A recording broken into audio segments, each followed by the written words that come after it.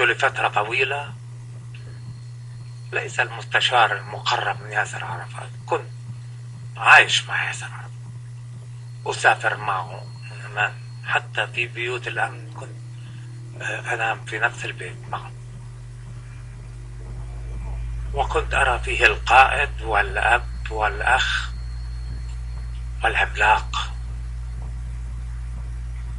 والعملاق ذو الرؤية الثاقبة، العملاق الذي يستطيع أن يضع كل خطوة تطور سياسية في مكانها، ويعلم أي مؤامرة تحاك ضدنا، ويعلم كيف نواجهها.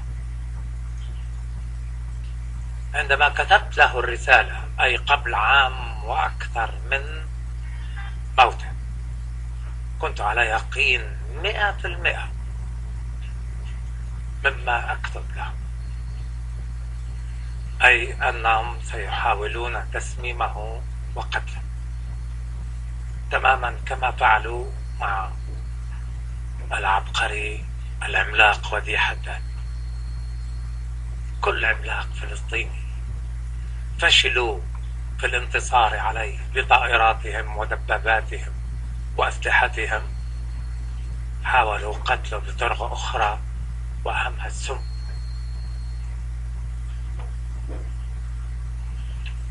كتبت له ذلك لأنني متأكد، وبقيت أنبهه، ونبهت أطباء أكثر من مرة أن يتنبهوا لكريات الدم الحمراء، لأن طبيعة السم الذي استخدمته إسرائيل مع وديع حداد كان هدفه القضاء على قدرة الجسد لإنتاج كريات الدم الحمراء. هذا ما عادة يفعله الزئبق. تقروا أنه صمم بالزئبق. شو بيعمل الزئبق؟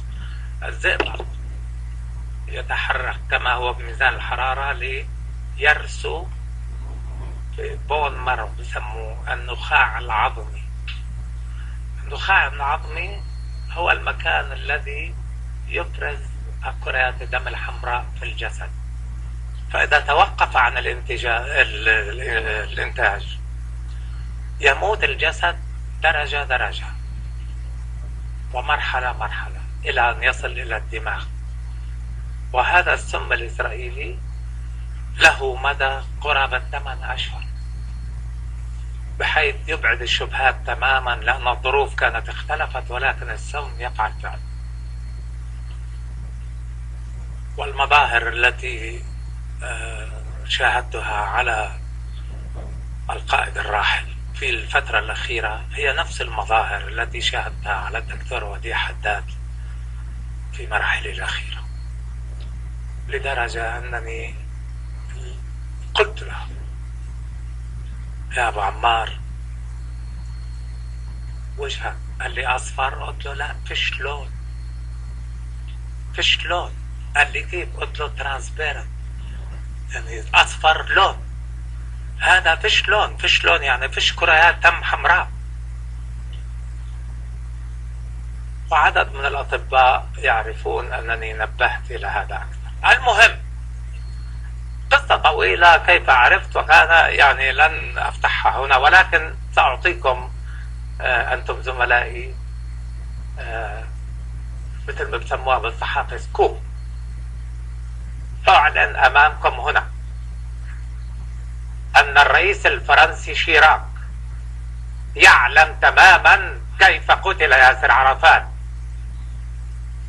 وأنه أخفى ذلك عن عمد تحت عنوان الحفاظ على المصلحة الفلسطينية.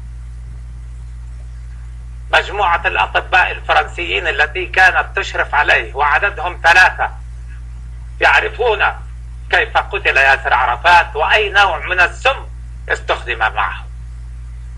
وأنا أتحدى شيراك والأطباء ال3 بأن يبرهنوا عكس كلامي.